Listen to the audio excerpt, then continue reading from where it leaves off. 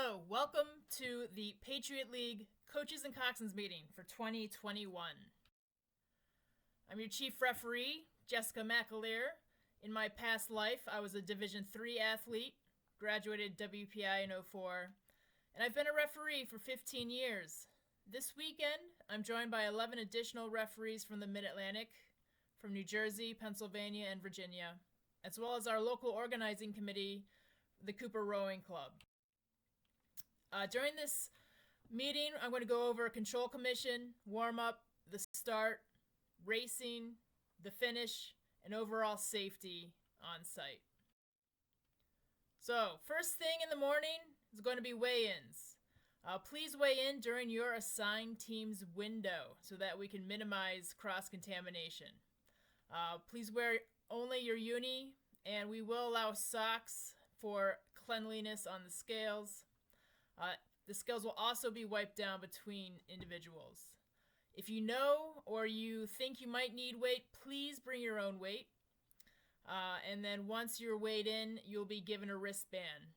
Different colors, whether you made weight or carrying weight. This is the schedule. So at 6:15, Loyola, 6:20, Holy Cross, 6:25, Colgate, 6:30, Lehigh, 6:35, Boston, 6:40, Bucknell, and 6:45, Navy. When it's time to launch, don't forget to put on your own bow number as you come down to the dock. And then when you approach, rather than having the referee tug on the heel ties, we're asking that the coach or a team assistant or the coxswain tug on all the heel ties and bow ball for the referee to see to ensure that they are tight. Only one boat may launch per side of the dock at a time, maximum 10 people. So for an 8, that's 9 athletes plus 1 coach. For the warm-up, please stay close to shore. You'll still steer clear of the finish line.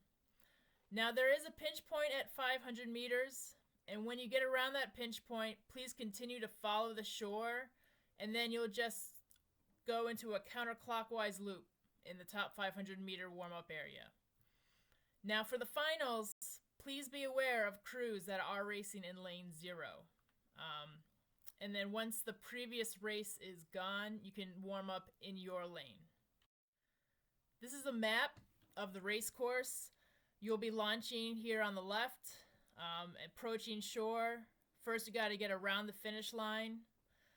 Now I've added the red dotted line there, which is the imaginary buoy line for the lane 0, which is not there. So be aware to leave extra space so that if a crew during the finals is racing, you will not interfere with them. And you'll see that lane 0, right at 500 meters, comes very, very close to shore. So we'll have a referee to stop warm-up traffic approaching that area.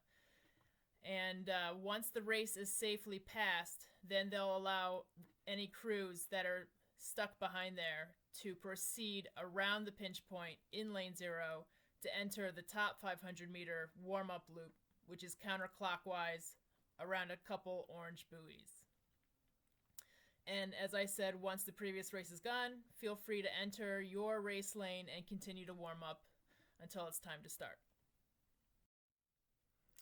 For the start, please be locked on at least 2 minutes prior.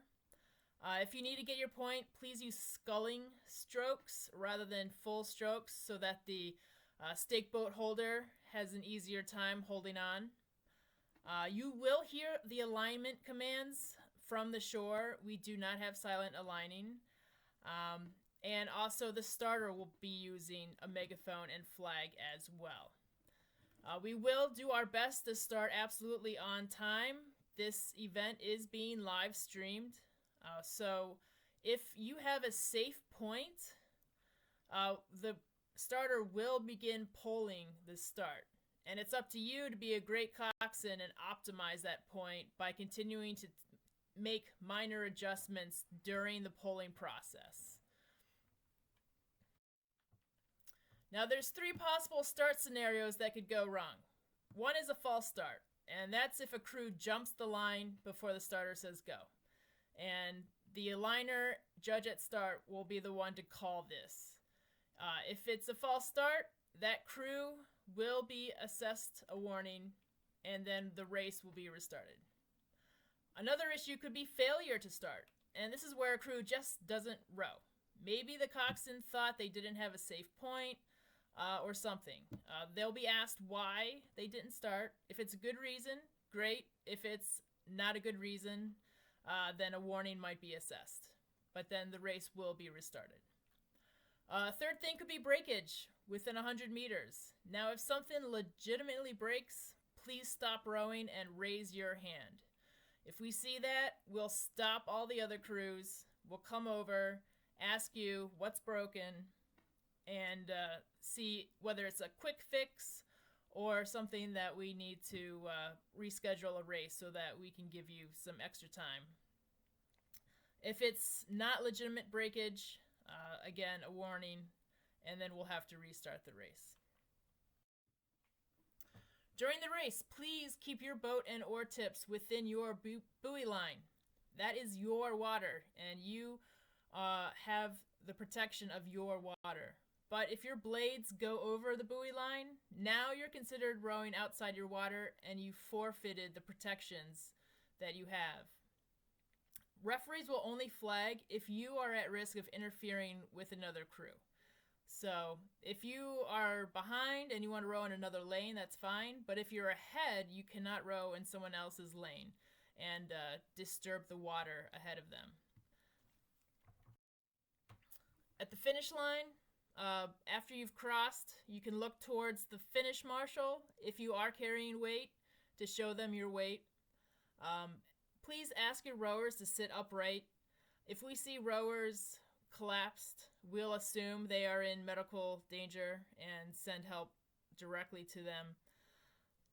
If you have an objection, get your hand up immediately to get the attention of the following referee. That referee will come over, talk to you, allow you to explain what happened and what remedy you're seeking, and then the referee will make a judgment. They may change the order of finish, or they may say, I'm sorry, I disagree. And so if you disagree with the referee's solution and you want to continue, you can elevate your objection to a formal written protest within 1 hour to me or the chief judge at the finish line. Overall safety, we have EMS on site. There's a COVID mitigation plan in place. If your athletes have inhalers, please make sure they have it with them at their seat, not with you in a bag. Please have it with the athlete so that if they need it, they have it immediately. If there's any other health concerns that an athlete might have that you want us to be aware of, please let me know so that we can keep an extra eye on any athletes. So that's it. Good luck. Have fun. It's going to be a great day.